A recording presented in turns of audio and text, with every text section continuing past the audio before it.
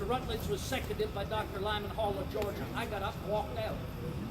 Many people said, Mr. Jefferson, why did you not stand and argue on behalf of your work? It wouldn't be proper manners, because it would not be the proper parliamentary procedure. The committee had supplied their work. The committee had argued and debated amongst ourselves as to what we wanted to place before the Congress.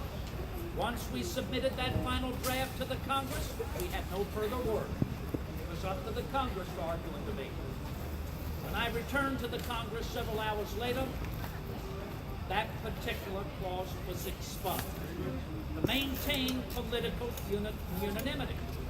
Now, it was shelved, so we say, because the argument was still there, the debate would remain, the subject was most vibrant, and if we could succeed and provide our victory, this would be one of the first subjects we would take up again. And that is why I altered Mr. Locke's statement, because there's nothing new or original in our declaration. It's all been argued, debated, and printed before. You may find it in the books of Aristotle, Cicero, Algernon, Sidney, John Locke.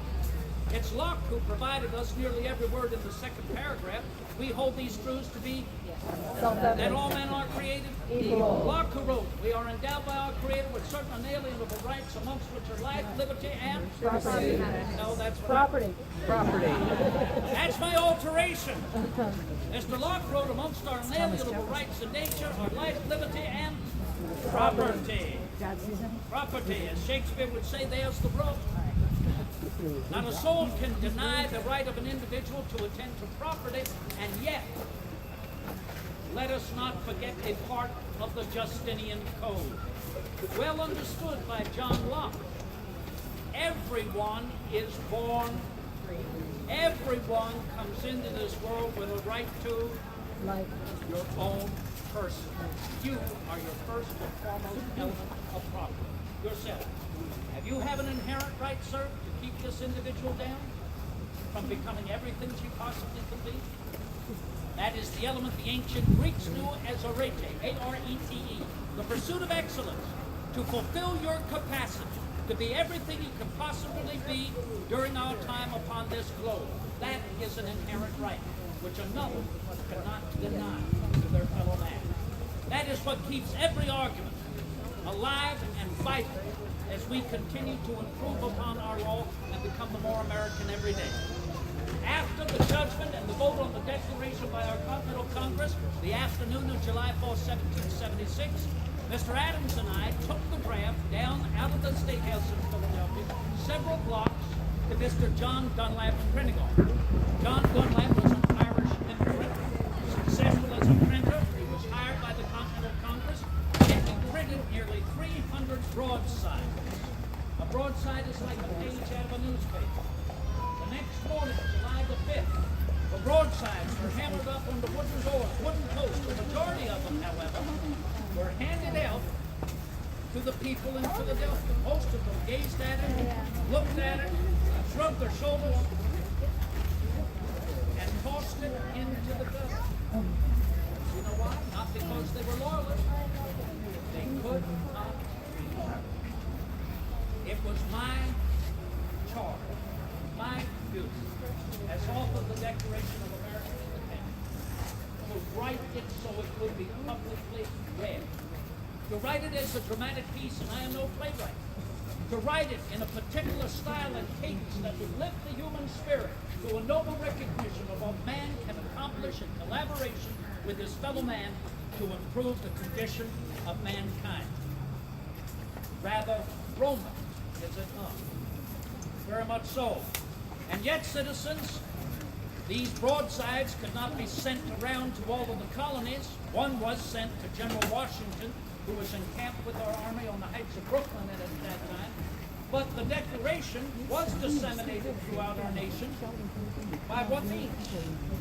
The newspaper. And so it is, I hold in my hand the edition of the Virginia Gazette that was provided in this printing office July the 26th, 1776, and what you see appearing on the front page. Our Declaration of American Independence. This declaration on the front page of the Virginia Gazette was read that day at 3 distinct points here in Williamsburg, receiving the huzzah of all that gathered about to hear it publicly read. This was consistently happening throughout our new nation. Now then, I said that we did not provide any copies of the broadside. We did not. We did not even send one to England. We had severed our ties entirely with the crown.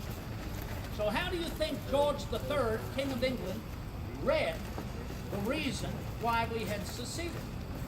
Papers printed in Boston, New York, Philadelphia, even down in Annapolis, found their way gathered together in Boston to be sent by packet ship to Europe.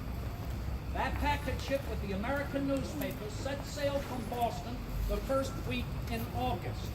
It arrived in Belfast Harbor about the first week of September. I know I may be affected. Are you okay? You need some water? Sit down. All right. Why don't you sit down here? Sit here on the front page of the Belfast newspaper. A Declaration of American Independence. It was that Belfast newspaper that arrived on the threshold of St. James's Palace in London, where King George III was residing. And that day, George III read the Declaration of American Independence in the newspapers, like most people across the globe, in the newspaper. And what is so delightful, he read it in an Irish newspaper. Divine justice. Citizens, if you will venture down to the old Raleigh Tavern for a few moments and complete our talk in about another 10 minutes. What occurred in Philadelphia City on the 2nd of July probably might not have happened without what occurred in this city on the 15th day of May, 1776. Would anyone know what I'm referring to? Perhaps some of you had the opportunity to bear witness to a theatrical vignette that recalled the day when the Burgesses had proclaimed a day of fasting, humiliation, and prayer because of what was going to happen in Boston Harbor the 1st of June in 74. Do you remember? It was all relevant to what had happened that previous December of 73 in Boston. The destruction of 356 cases of tea thrown overboard of His Majesty's ships by a band of Mohawk Indians. Is that not what you heard? We know who they were, the Sons of Liberty. The Sons of Liberty were forming throughout the lodges in North America. And we know the king was incensed, his parliament as well. And so they proclaimed on the first day of June, 1774, the port of Boston would be closed down, punishing the citizens or the subjects in Massachusetts Bay entirely. No commerce therein, they're out. When we heard about this in Williamsburg, and for what particular vehicle, pray on behalf of our sister colony. Do you see what we were trying to do? Even though 700 miles away, the same thing could happen here.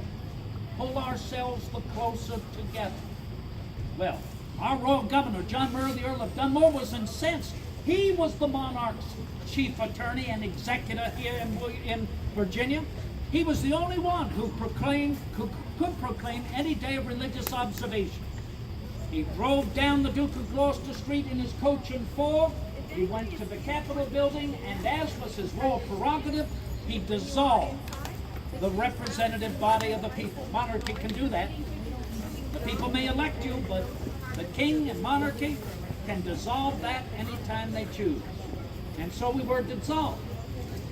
But do you think we remain dissolved? No. Absolutely not.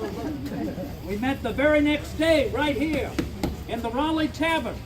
And it was in this building, incited by Peyton Randolph, Speaker of the House of Burgesses, that Virginia called for an American Congress, called for an American Parliament, to be seated midway between the northern and the southern colonies, to convene in the largest city in North America, second only to Manchester in Great Britain. What city do you think I'm referring to? Philadelphia, a city of toleration, free opinion, freedom for religion. Well, you can imagine that as our sister colonies began to accept and say they would send delegates, I was like a bee charged after honey. My cousin Peyton Randolph invited me to accompany him to Philadelphia, suggesting that I might draw together a full recognition of the body of British law in Virginia. You see that germ again? Coming from Justinian, through the medieval ages, resuscitated through the advantage I had to read law with George Wynne. And so I drew together what I called a summary view of the rights of British America.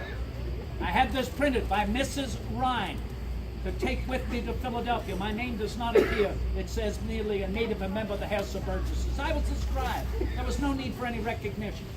As it came time for me to set out to Philadelphia, I fell ill. I could not go. One thing was certain, I wanted what I had written to go, so I had Mrs. Ryan print up 2 more copies. I gave one copy to Mr. Randolph, the other copy I gave to Patrick Henry. As both went to Philadelphia, I learned several months later when Mr. Randolph returned, he had his copy printed up in Philadelphia, distributed amongst the delegates. He said many were amazed at what this Virginian had written, and you will find it, as copies are still available in our post office, to wit, for the most trifling reasons and sometimes for no conceivable reason at all, His Majesty has denied laws of the most salutary tendency. The abolition of domestic slavery is the general desire of those colonies in which it first began. But previous to the freeing of the slaves we have, it is necessary to cease any further importation. And yet our frequent attempts to effect this by petitions, by prohibitions, by duties which might amount to a prohibition, had continually received His Majesty's negative. Who incited slavery in North America? When did it begin? How long it had been going on? Let it not be forgotten that we had made several efforts before '74 to end the importation. Well, citizens, I can tell you my cousin Peyton returned to inform me, Mr. Jefferson, many people came up to me asking, who is this native, a member of the House of Burgesses? To which I replied, it is my cousin, Thomas Jefferson of Albemarle in Western Virginia. To which he said, many answered him, please inform this Jefferson. He's become well known as an author, even in his absence. What Henry ever did with his pamphlet, I'll never know. When I heard that he did nothing with it, I wrote, well, I've known Henry never to read a book through in his life. He possibly never even looked at it. But rest you assured, as I have said about Patrick Henry many times, he called me the pen of the American Revolution. Without question, I have written, he was the voice. And I do not know what we would have done without him. Before we finally convene at the end of the Duke of Gloucester there in the cul-de-sac, as we leave the old Raleigh Tavern, there's one thing other that occurred in this building for which I will always be most happy. My father, Colonel Peter Jefferson, came to town many times to conduct his business, to deposit plats and surveys in the Public Records Office building. And where do you think he stayed more often? Right here at the Raleigh, when it was owned by Mr. Henry Weatherburn, who owns, of course, that very fine tavern across the street. Well, my father and his friends from the frontier frequently enjoyed gaming here in the Raleigh. They could club, rent a room entirely, and therein they could game. And what do you think was often the wager? Land. Extensive land out west, which had been surveyed.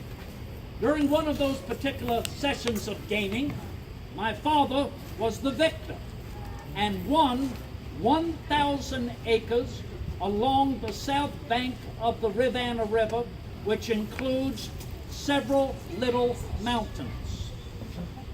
Now, there had to be some value of money for the depositing of that deed in the courthouse. And so the deed, which is still kept in the Albemarle courthouse, reads, the transfer of 1,000 acres from Mr. William Randolph to Colonel Peter Jefferson for one bowl of Henry Weatherburn's Arak punch. Can you imagine the value of that punch? Let alone the potency and the delight that one of the little mountains referred to is where I now reside, Monticello, acquired by my father, gaming in the old Raleigh Tavern. Let us venture down to the cul-de-sac. We will then close.